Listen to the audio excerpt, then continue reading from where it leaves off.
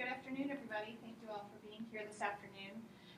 We've recently found Forrest Gump eligible for special education services under the category of specific learning disability and speech impairment. So welcome, Ms. Gump. Thank you for coming back again today.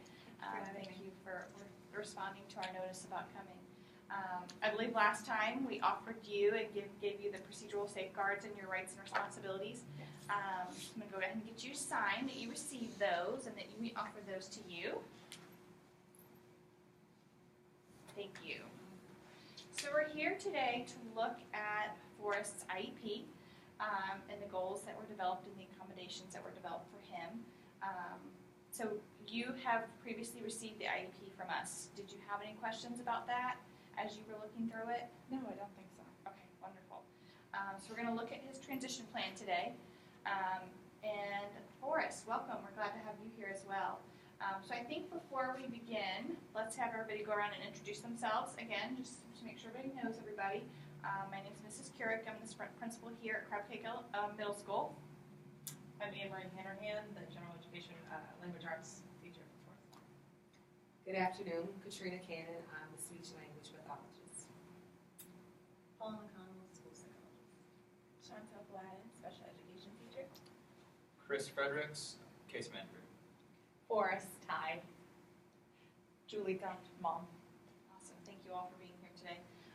Forrest, can we begin with you a little? You want to tell us a little bit about what Me. you're thinking and how about you? I want to join the Army.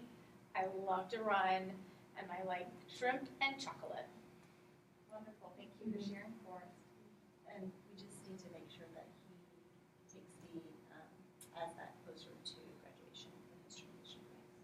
I hope you get prepared to be military as you get closer. Yay. All right. So I think we will begin with Mrs. Hannerhan, Forrest teacher, talking about his current abilities. And Scum, thank you for coming again. Just like we spoke the last time you were here, Forrest continues to be a pleasure to have in class. His other teachers, his math and his science and his civics and social studies teachers say the exact same thing. Everybody's very pleased with him. And his students, he seems to continue to be getting along very well with them. Academically, in language arts, he is continuing to perform on between first and second grade reading level. His Lexile from the SRI continues to be in the mid-200 level. As far as math, his math teacher reports that he's, again, very eager to learn. It takes him a little bit longer with some of the tasks, and we think that perhaps using a calculator may help him with some of those tasks within class. She's seen a lot of success allowing him to do that. In science, as we talked last time, science seems to be the place where he really seems to excel. He really enjoys those hands-on learning experiences. And social studies, actually, his social studies teacher reports that he really enjoys being in history as well, like learning all the different stories. But we're concerned that maybe his reading level is what's holding him back a little bit in history, so we can talk a little bit about maybe how we can help him do a little bit better with the reading side of his history and social studies. Thank you. I think we'll move to our speech therapist, Ms. Cannon.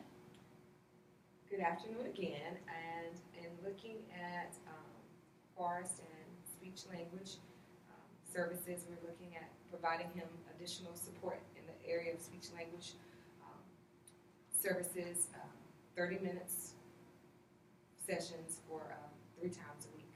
All right, so a total of 90 minutes per week where we get service, and we'll be focusing on helping him improve his rate at which he speaks, with stuttering being an area of concern, as well as slowing it down so that others can understand and he's able to articulate his thoughts more accurately so that, again, others can understand what he's saying.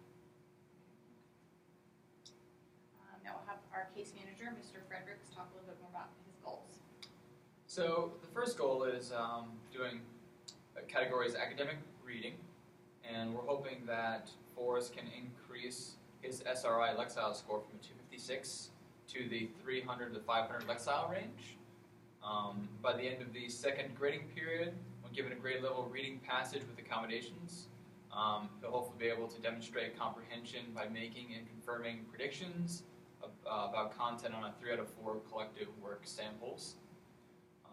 Objectives to meet this goal is the student records predictions on sentence scripts and class charts, T-chart to make and confirm predictions, small group activity to generate and compare predictions, graphic organizers to organize small group predictions, and journal writing to make predictions and expand ideas.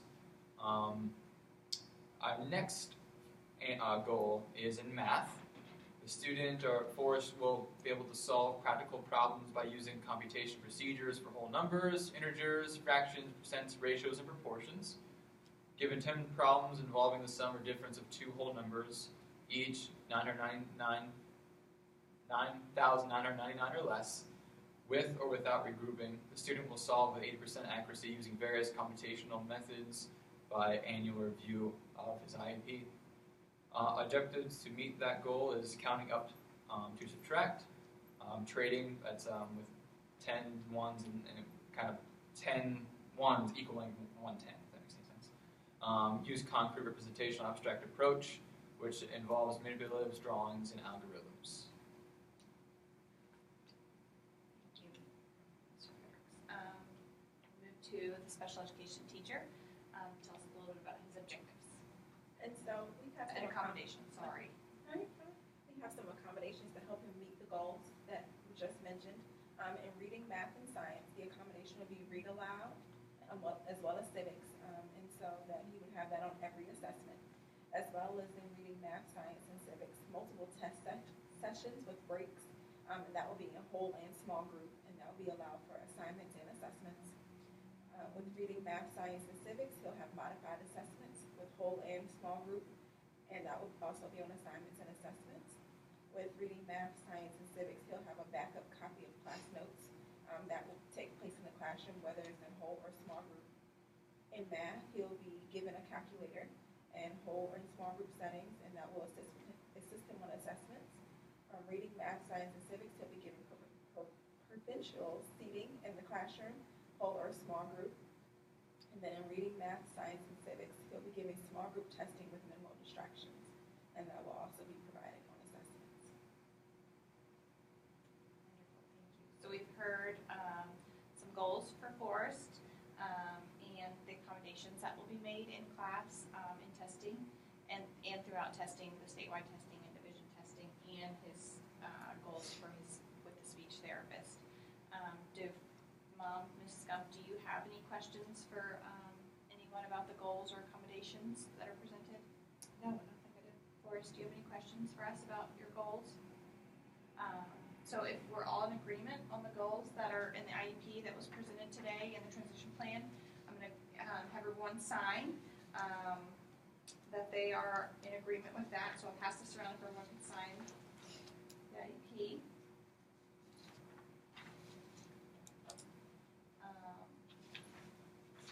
So Forest Services will, after everyone signs this, Forest Services will begin tomorrow. We're looking at tomorrow to begin these services with Forest. And then his IEP will be reviewed annually.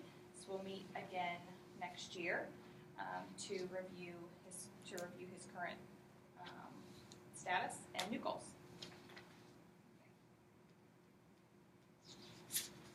Wonderful. Thank you all for coming again today. Thank you, Forrest, and thank you, Mrs. Scump, for being here as well.